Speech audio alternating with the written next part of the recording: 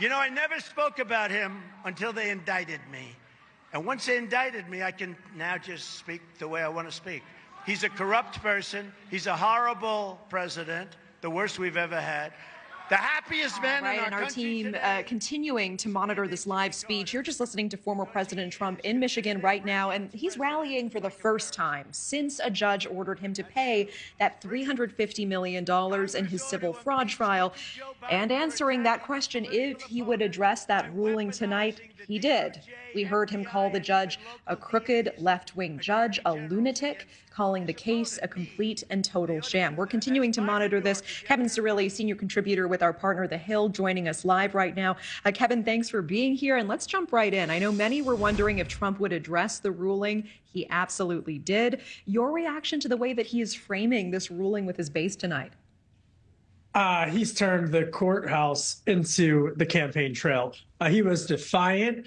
He was, in many ways, pushing back. I mean, mimicking President Biden and really just pushing through, barreling through. Earlier today, Natasha, he was in Philadelphia where he actually unveiled a pair of Trump sneakers. I'm not sure if you guys saw this, but his campaign is now selling $400 worth of sneakers in order to get a pair. These are gold sneakers. It's like the new red MAGA hat, I guess.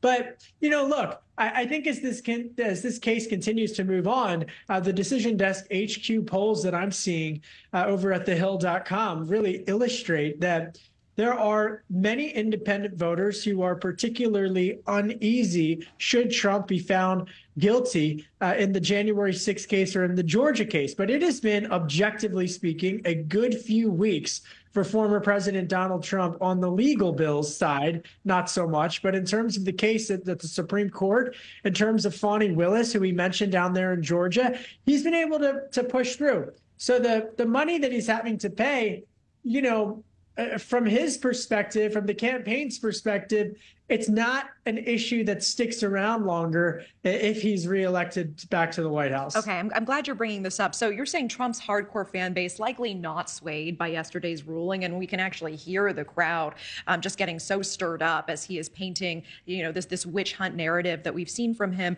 Could this hurt him, though, with the undecided or moderate voters in an impactful way? Yes. Absolutely, it could. But let's be blunt here, Natasha. He's up 10 percentage points in Michigan, which is a battleground state. And in Michigan specifically, that's a state that Biden needs to win back in order if he wants to keep the White House. The far left, the fringe left, the squad left has done more to hurt Biden in Michigan than any judge could do to help him against Donald Trump. And what do I mean by that? The far left has divided the Democratic base. You've got the far left, fringe left saying to support the terrorist group of Hamas and not to support Israel. That's divided a large Muslim population in Michigan, which is why Biden is polling so low in Michigan. But secondly to that, specifically as it relates to independent voters, there's about 18 plus or minus districts that Biden won that Republicans controlled. That is going to be very hard for Trump to win back those districts in the 2024 race for the White House if he is found guilty, because those swing independent voters who gave Trump a chance in 2016 and then flipped back to President Biden in 2020, you know, the polls that I'm looking at suggest that they don't like at all the legal drama surrounding Biden. Kevin Cirilli, we always appreciate your time. Thank you so much.